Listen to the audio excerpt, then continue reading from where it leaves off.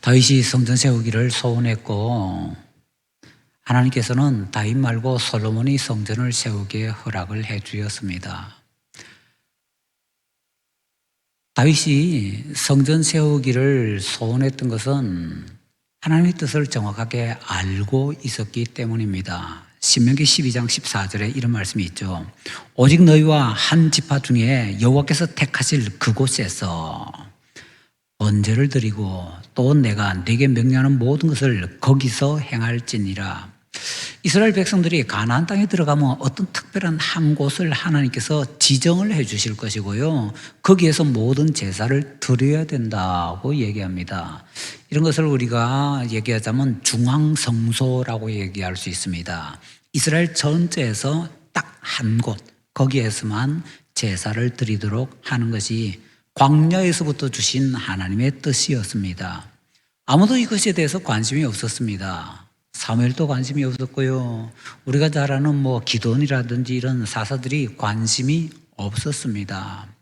여호수아 때는 아직 다 정리가 되지 않아서 물론 하고 싶어도 할 수가 없었겠지만은요, 일단 다윗 시대까지 그 누구도 하나님의 성전을 세우겠다라는 생각을 하지 못했습니다. 그런데 다윗은 하나님의 뜻을 깨닫고 이제 우리가 이스라엘이 이곳 가나안 땅에 정착을 했으니까 중앙에 한 곳 성전을 세워야 되는데 라는 것을 깨닫고 자기가 하나님께 쓰임받기를 원했습니다. 그랬더니 하나님께서 뭐라고 하시는가요? 너는 전쟁을 많이 했으니까 너 말고 너의 아들 솔로몬이 건축을 하게 해주겠다라고 말씀하십니다. 그래서 다윗이 피를 많이 흘려서 이렇게 성전을 지을 자격이 없다고 생각하는데, 전쟁에 피를 흘린 것은 그것은 다윗의 편에서는 정당한 것이었고 사명이었습니다. 오히려 다윗은 전쟁의 은사를 받아서 은사로 전쟁을 했던 사람입니다. 그런 사람이 전쟁에 피를 많이 흘렸기 때문에 성전 지을 자격이 없다고요? 하나님의 말씀의 뜻은 정확하게 그것이 아니고요, 다윗의 사명이 전쟁이라는 것입니다. 물론 다윗이 피를 많이 흘리긴 했는데 다윗이 흘렸던 그 피는 전쟁의 피가 아니고요, 우리아와 또 그와 관계된 여러 사람들을 죽게 만들었던 그 피를 말하는 것이겠지요. 전쟁에서 상대방 죽이는 것, 이것과는 관계가 없습니다. 오히려 하나님의 뜻은요, 다윗에게는 전쟁의 사명이 있고 솔로몬에게는 성전 건축의 사명이 있다라는 것입니다. 이게 무슨 말인지 잘 이해가 잘 안 되시죠? 조금만 더 정리하면은 이렇게 말씀을 드릴 수가 있습니다. 성전을 짓는다는 것은요, 보통 일이 아닙니다. 국가의 모든 것을 총동원해야 세울 수 있는 어마어마한 대역사였습니다. 조선 말에 경복궁만 안 지었다면요, 조선 그렇게 넘어가지 않았습니다. 그런데 경복궁을 그렇게 중건하답시고 엉망진창으로 하다가 조선이라는 나라 자체가 완전히 무너지게 되었지요. 왕국 하나 짓는데도 그런데 성전 짓는 것이 좀 어려웠겠습니까? 그러니까 성전을 지으려면요, 가장 먼저 필요한 것이 뭔가 하면 국가의 안정입니다. 국가의 안정, 제일 큰 안정이 뭘까요? 전쟁이 없어야 됩니다. 전쟁이 없기 위해서는 어떻게 됩니까? 주변의 모든 민족이나 나라들과 전쟁이 없는 상태를 만들어야 됩니다. 다윗 이전까지는요, 외국에서 계속 침략을 받았습니다. 그 침략이 없어야 되는 겁니다. 침략이 없어야, 전쟁이 없어야 성전 건축하는데 요즘 말로 올인할 수가 있습니다. 다 걸기를 할 수가 있는 겁니다. 다윗의 시대에는 아직까지 그런 시대가 못 되었기 때문에 전쟁을 해야 됩니다. 그래서 주변의 나라들을 철저하게 정리를 하고 성전 건축하는 데 있어서 전쟁 때문에 성전 건축 못한다, 이런 소리가 나오지 않도록 미리 조처를 취해야 됐기 때문에, 그래서 다윗에게는요, 전쟁의 사명이 있었고, 이제 다윗이 전쟁을 통해서 주변의 모든 민족들, 나라들을 다 복속시킨 이후에 이제는 더 이상 전쟁의 위협이 없으니까 솔로몬 때, 그때 비로소 성전을 건축하게 되었다라는 것입니다. 사명이 달랐다는 얘기지 전쟁의 피를 많이 흘리기 때문에, 피라는 말씀도 하나님께서 하시지만은 전쟁의 피를 연결을 시키면은 곤란한 것 같습니다. 2차 대전 이후에 미국은요, 두 곳에서 전쟁하기를 굉장히 두려워합니다. 2차 세계대전 때에 유럽에서 독일과 전쟁을 했고요. 또 아시아에서 일본과 전쟁을 했습니다. 양쪽으로 전쟁을 치르면서 미국에 어마어마한 고생을 했거든요.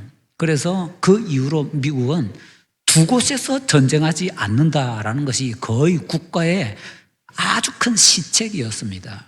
그래서 최근에는 중동 쪽에서 자기들이 발 빼도 된다 싶으니까 중동에서 발 빼면서 뭐라고 했습니까? 아시아에서 중국에 집중을 하겠다라고 했죠.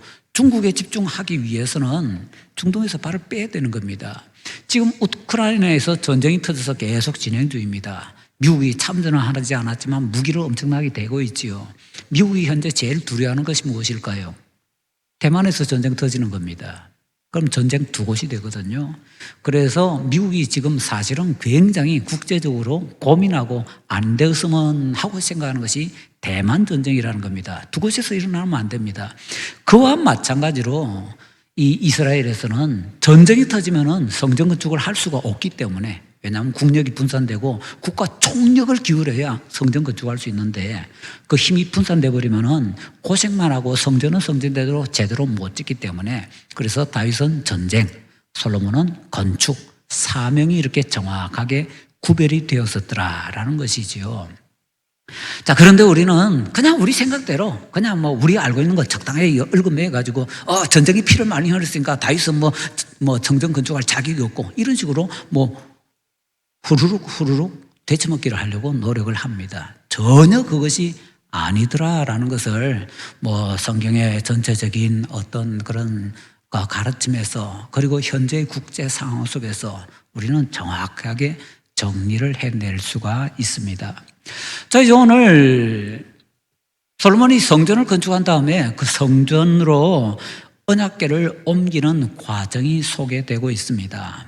이 성전으로 언약궤가 옮겨지는 과정을 또 우리는 얼마나 성경이 가르쳐주는 그대로 알고 있는지, 아니면 또 우리가 그냥 대강 상상으로 날개치면서 이럴 거야 라는 생각으로 그냥 그렇게 알고 있는지, 그걸 한번 잘 정리를 해야 될 것입니다. 솔로몬은 언약궤와 다른 성구들을요 성전으로 옮기고자 했습니다. 그런데 혹시 정확하게 아시는지요? 다윗 시대에 성막은 두 군데 있었습니다. 그게 뭔 소리냐? 말도 안 되는 소리지. 성막이 어떻게 두 군데 있을 수 있느냐? 성막이 두 군데 있었습니다. 자, 우리가 보면은요, 역대상 21장 29절, 역대하 1장 3절에 보면요, 모세가 만들었던 성막이 기브온에 있습니다. 그 기브온 산당에서 솔로몬이 제사를 드렸지요. 그런데 바로 그곳에 모세가 만들었던 모든 성막과 성구들이 다 있었는데 딱 하나 없었습니다. 언약궤가 없었지요. 언약궤는 블레셋에게 빼앗겼다가 다시 돌아왔는데 또 이스라엘 백성들도 범죄를 해서 언약궤가 갈 곳이 없어 하다가 오벳에돔 집에 오래 있다가 다윗이 그 언약궤를 예루살렘으로 올리게 되지요. 올리는 것도 그냥 한 번이 아니라 한 번 하다가 뭐 수레에 올려서 하다가 또 뭐 난리 나고 죽고 이래서 그 다음에 뭐 아주 조심조심 또 조심하면서 겨우 예루살렘으로 옮겼지요. 그런데 문제는요, 언약궤를 예루살렘에 옮기면 언약궤 어디에 둡니까? 언약궤를 어디에 두느냐, 바로 이것이 문제가 되더라라는 것이지요. 자, 우리가 사무엘 하나 역대상 아무 쪽으로 가도 되는데요. 일단 역대상으로 한번 가봅시다. 역대상 16장으로 한번 가보십니다. 그 뒤쪽에 역대상 16장 15장 1절에도 있는데요. 16장 1절에 좀 더 정확하게 표현이 되어 있습니다. 16장 1절, 하나님의 궤를 메고 들어가서 다윗이 그것을 위하여 친 뭐 가운데요? 장막 가운데에 두고 번제와 화목제를 하나님께 드리니라 라고 했습니다. 15장 1절 또 앞으로 한번 가볼까요? 다윗성에서 자기를 위하여 궁전을 세우고 또 하나님의 궤를 둘 곳을 마련하고 그것을 위하여 장막을 치고, 그래서 16장 1절에 그 장막에 언약궤를 이제 안치를 했다라는 것입니다. 자, 그런데 문제는 언약궤를 아무 곳이나 천막 하나 쳐놓고 거기 안치할 수는 없다는 겁니다. 언약궤는 둘 수 있는 곳이 딱 지정되어 있습니다. 어디요? 지성소 안에 언약궤를 비치를 해야 됩니다. 그럼 언약궤 없잖아요, 지금. 지성소가 없잖아요. 그래서 다윗이 만들었던 장막이라는 게 뭔가 하면요, 새로운 성막입니다. 기존에 옛날부터 쓰던 성막은 기본에 있고 다윗이 새로운 성막을 예루살렘에 만들어서 거기에 세워놨던 겁니다. 그러니까 성막이 다시 만들어지니까 거기에는 제단도 있고요. 그래서 다윗은 예루살렘에 있는 그 제단에서 하나님께 제사를 드렸습니다. 자, 그러면 다윗 시대에 성막이 두 군데 있습니다. 그래서 이것을 조금만 더 연결시키면 무엇과 같이 연결이 되는가 하면요, 다윗 시대에 대제사장이 두 명이 있습니다. 이제 이해가 되시죠? 성막이 두 군데니까 대제사장이 양쪽으로 있어서 양쪽 다, 이 제사장은 이쪽, 저 제사장은 저쪽, 뭐 양쪽 다 관리하겠지만은 조금 더 중심적으로 관리하는 곳이 있어야 했을 것 같습니다. 다윗이 예루살렘에 새로운 성막을 만들고 거기에 언약궤를 안치했다고 해서 기본에 있는 성막을 함부로 했느냐? 그렇지도 않습니다. 기본에 있는 성막도 최선을 다했습니다. 다윗이 하는 것을 보면요, 예루살렘의 새로운 성막에 제사장들이 거기서 매일 제사를 드리게 하고 찬양대가 거기서 매일 찬양을 부르게 하고 문지기들을 세워서 그곳을 지키게 했습니다. 기본 산당에 있는 성막도 똑같이 그랬습니다. 제사장들이 매일 제사를 드리게 하고 그 다음에 또 찬양대가 거기서 찬양을 매일 부르게 하고 또 문지기가 있어서 지키게 하였습니다. 그런 것들이 열왕기상 16장 4절부터 쭉 나오고요. 16장 37절, 38절에 보면 그런 내용이 다시 또 나오고 있습니다. 그러면서 열왕기상 16장 그리고 역대상 16장 이런 데서 이런 내용들이 다윗이 예루살렘과 기본 양쪽 다 있는 성막을 철저하게 지키게 했다라는 것이 성경에 분명하게 기록이 되어 있습니다. 자, 그래서 우리 생각과 다르게 다윗 시대는요, 성막이 두 군데 있었습니다. 그리고 다윗은 그 성막의 두 군데의 성막의 비중을 똑같이 했습니다. 자, 그런데 지금 솔로몬이 성막 기구들을 예루살렘의 성전에 넣습니다. 어떤 기구를 넣었을까요? 기본? 예루살렘? 그래서 우리가 본문을 다시 봅니다. 우리가 읽었던 본문 열왕기상 8장으로 다시 돌아왔어요. 8장 1절 보시기 바랍니다. 이에 솔로몬이 여호와의 언약궤를 다윗성 곧 시온에서 메어 올리고자 하여 이스라엘 장로와 모든 지파의 우두머리 곧 이스라엘 자손의 족장들을 예루살렘에 있는 자기에게로 소집하니 계속 예루살렘이 강조가 되고 있습니다. 그러면서 4절에 여호와의 궤와 회막과 성막 안의 모든 거룩한 기구들, 아마 기본에 있는 것은 아닌 것 같습니다. 예루살렘에 있는 언약궤와 예루살렘에 있는 나머지 모든 성막 기구들을 예루살렘 성전에 안치를 하고 기본의 것은요, 나중에 따로 안치를 했던 것 같습니다. 자, 그래서 이러한 역사들이 있었다라는 것을 우리가 성경에서 있는 그대로 좀 기억을 할 필요가 있습니다. 자, 그러면 다윗 시대에는요, 성막이 양쪽에 있고 양쪽에서 다 제사를 드렸는데 기본 쪽에는요, 옛날부터 있던 모든 것이 다 있는데 언약궤가 없습니다. 예루살렘에는 언약궤가 있고 나머지 모든 것은 새로운 것입니다.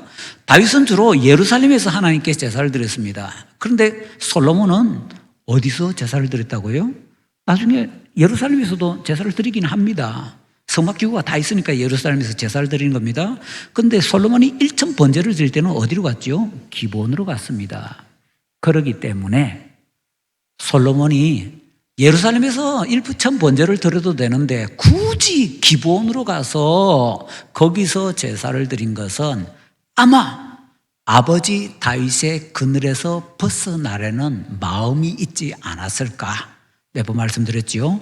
그것과 정확하게 연결이 된다라는 것입니다.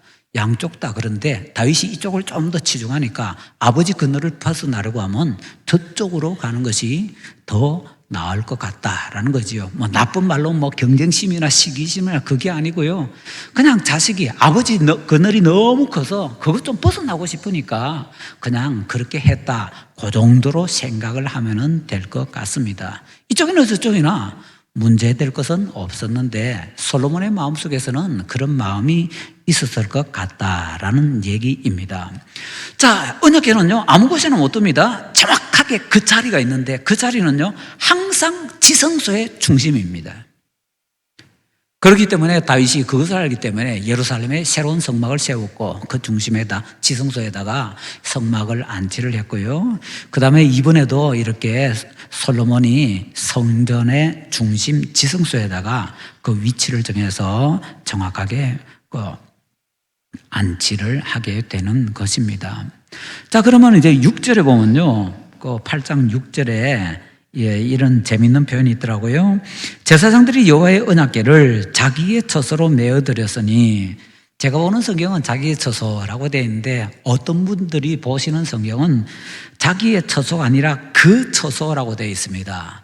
둘 다 뒤를 펴면은 대한성소공회라고 나왔는데, 뭐 우리 교회에서 어떤 분들이 조사를 해보니까 2014년 이후에 나온 대한성소공회의 성경은 그 처소라고 되어 있고 2014년 이전에 나온 것은 가지고 있던 것 중에 살펴본 겁니다. 정확한 것은 아니고 그 이전에 나온 것은 자기의 처소라고 되어 있더라라고 얘기를 하시더군요.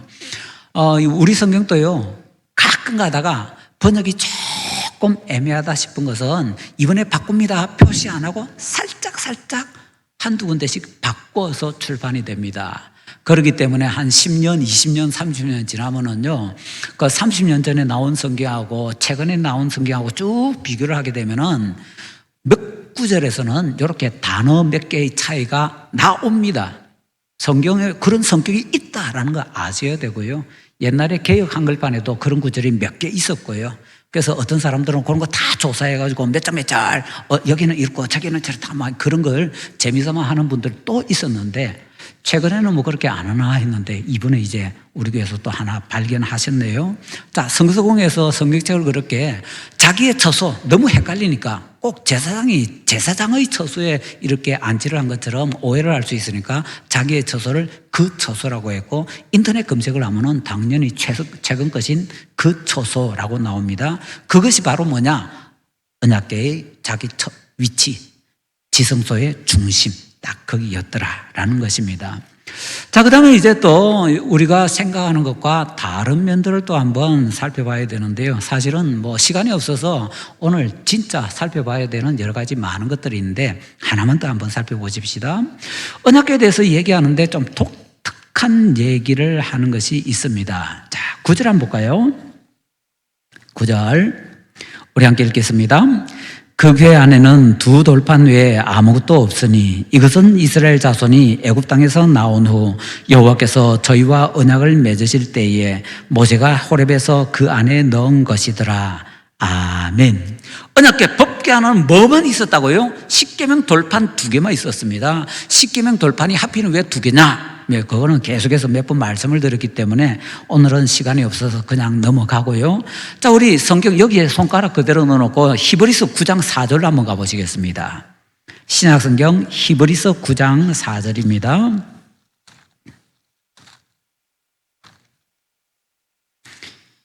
히브리서 9장 4절을 읽으면서 사실은 우리가 굉장히 큰 충격을 받게 됩니다.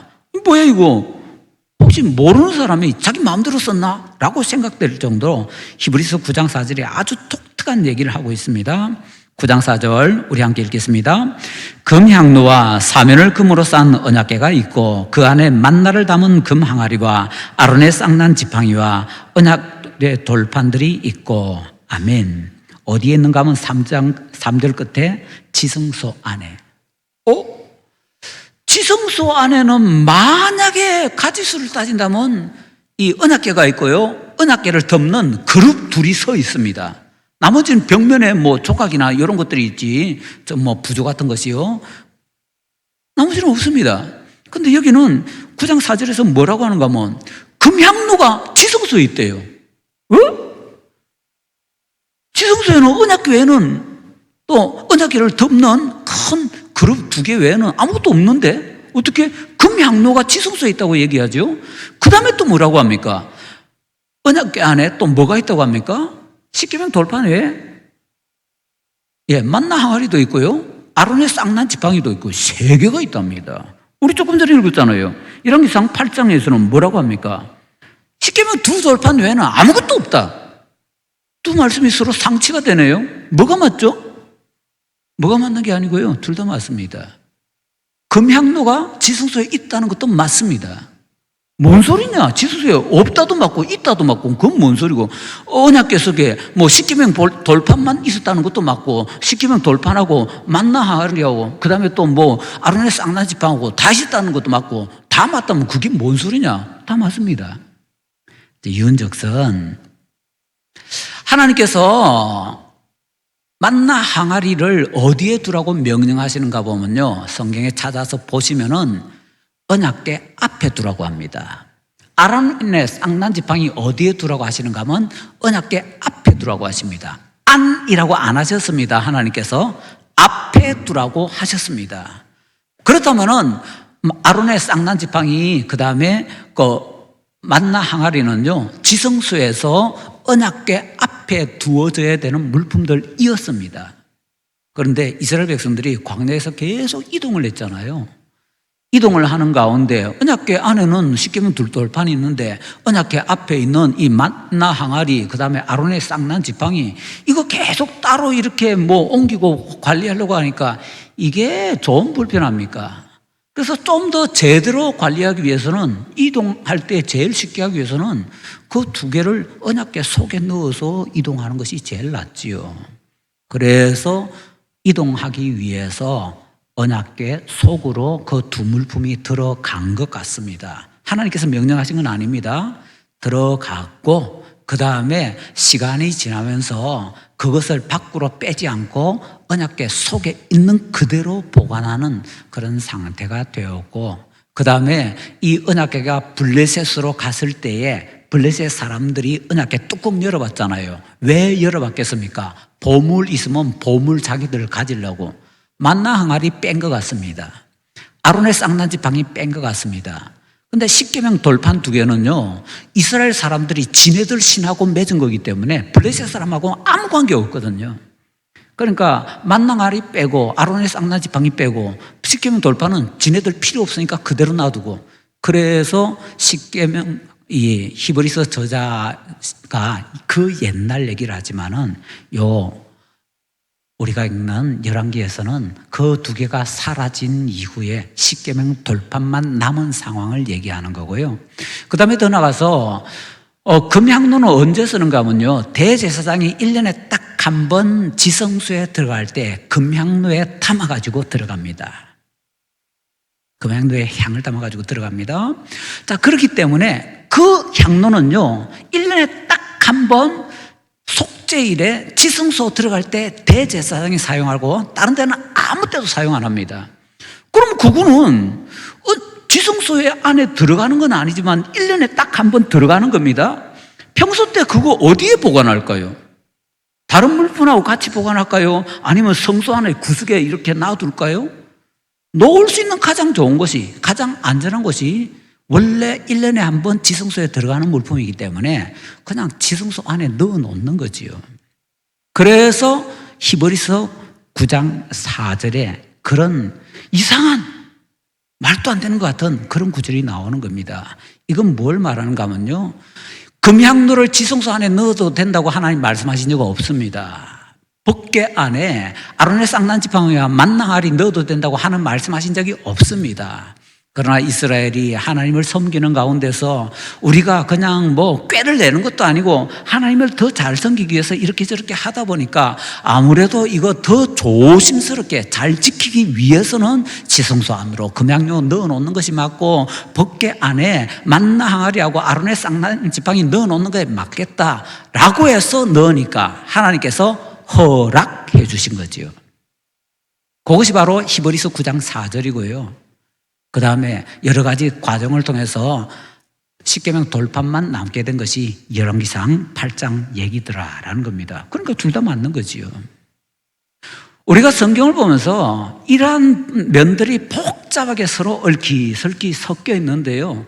이런 것들을 조심스럽게 잘 살펴서 이건 왜 이렇지? 서로 반대되는 것 같고 서로 안 맞는 것 같은데 뭐가 맞지라는 자세가 아니라 이건 이렇고 저건 저런데 뭐가 맞지가 아니라 왜 이렇게 되었지? 무슨 과정을 통해서 그리고 하나님께서는 왜 이런 것을 허락하셨지? 이런 것을 살펴봐야 된다라는 얘기입니다. 요한복음 7장에 보면요. 거기에 물을 깃는 의식이 나옵니다. 그 물을 깃는 의식이 굉장히 복잡한 여러 가지 의식인데 예수님께서 그 현장에 가셔서 나를 믿는 자마다 그 배에서 생수가 강강같이 흘러나오리라 라고 말씀을 하시는데 그 행사를 보면요. 장막절에 그 실로암 연못에서 물을 길어서 이제 성전 안으로 들어가게 되는데요. 성전적으로 가게 되는데 그런 여러 가지 복잡다단한 절차들을 언제 만드는가 하면은 이스라엘 백성들이 중간사 시대에 만듭니다. 중간사 시대라는 것은 이스라엘이 멸망하고 말라기가 제일 구약의 마지막이고요. 신약 성경 제일 첫 번째 책, 복음서겠지요. 아니면은 다른 서신서가 될 수 있고. 하여튼 어떤 신약 성경이 처음 나오기 전과 구약의 마지막 사이가 한 400년 정도 되는데요. 그 400년 정도 되는 기간에 이스라엘 백성들이 자기들 딴에 하나님 잘 믿겠다고 하면서 막 하다가 새로 개발해낸 의식이 장막절에 물을 깃는 의식이었습니다. 예수님께서는요, 이거 구약에 명령 안 하신 거니까 이런 거 필요 없어 라고 버리지 않으셨습니다. 그게 또 몇백 년 동안 소중하게 지켜져 오면서 그 내용이 우상숭배도 아니고 잘못된 것도 아니고 하나님을 더 잘 섬기기 위해서 하나님께서 비를 내려주시기를 간절히 소망하면서 비를 주셨던 것에 대해서 감사하면서 그 물 깃는 의식을 개발해서 만드니까 예수님께서 그걸 그대로 받아주십니다. 그리고는 그 의식을 활용해서 나를 믿는 자는 그 배에서 생수가 강같이 흘러 넘치리라고 말씀을 하십니다. 하나님께 바로 이런 점이 있다는 거 꼭 기억하셔야 됩니다. 옛날부터 우리는 이렇게만 했기 때문에 이렇게만 해야 된다. 하나님께서 안 그러십니다.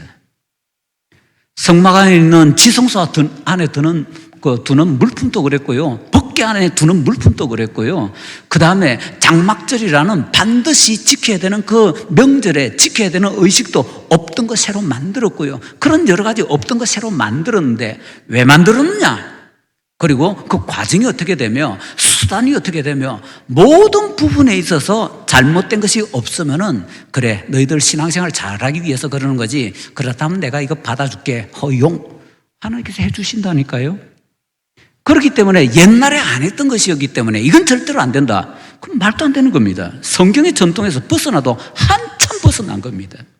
성경의 전통은요 잘못된 것이 아니라면은 성경적으로 문제가 있는 것이 아니라면요 신앙생활을 잘하기 위해서 만든 새로운 것 하나님께서는 거의 대부분 다 수용해 주십니다. 그게 성경의 전통입니다. 우리 성도 여러분 신앙생활을 어떻게 하고 계세요? 옛날에 안 했던 건 죽어도 못한다고요? 비성경적입니다. 하나님께서는 명령하지 않으셨던 것조차도 이렇게 놀랍게 신앙생활 잘하기 위해서 새로 개발하고 만든 것을 수용하고 받아주시고 오히려 그 통해서 신앙생활 잘하라고 권면하고 권장해 주신다라는 것을 꼭 기억하십시다. 그래서 성막의 여러 물품이나 이런 것들이 성전에서는 크기도 달라지고 개수도 달라지고 모든 것이 달라지는 겁니다. 일부러 하나님께서 그렇게 만든 것입니다. 형편 좋아지면 좋아진 형편에 따라서 더 많이 더 철저하게 더 잘 이것이 하나님의 뜻이더라라는 거지요. 우리 성도님들의 신앙생활은 어떻습니까? 옛날 그대로 살고 있다면 분명히 말씀드릴 수 있습니다. 신앙생활 잘못하고 있는 겁니다.